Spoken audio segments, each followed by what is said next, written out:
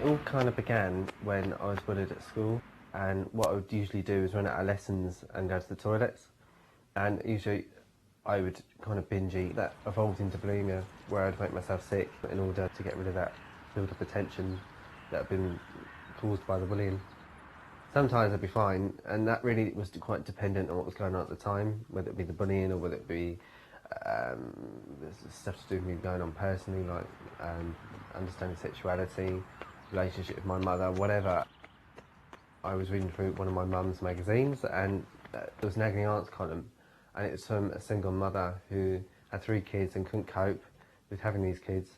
And the response from the agony aunt was that, you know, you had an eating disorder, you needed help, etc., etc. And I think that was quite an alarming moment for me, because it was where I'd realised that what I was doing was essentially an illness, and it was actually not really doing me much good, which I thought was actually doing me good, because it was helping me through that particular time. So it wasn't until I was 18 that I actually got help. When I went to the doctor at that time, all I was put on was antidepressants, put on a waiting list for counselling, which they said at that time would take about 2 years. So it wasn't particularly helpful, because I think partly because I was male with an eating disorder. I think there's this kind of assumption that because you're male that you can't possibly have an eating disorder. What you've actually got is just depression. Yeah, I had to find out my own ways to kind of help myself.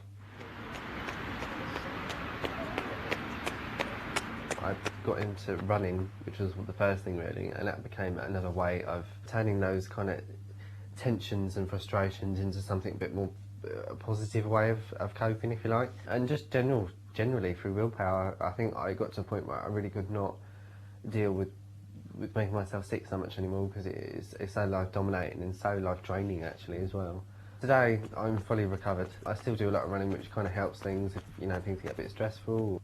And now I do a lot of voluntary work. I also work in a youth group. I've set up a website for members with eating disorders. So I'm doing quite a lot now to turn those negative experiences into something positive.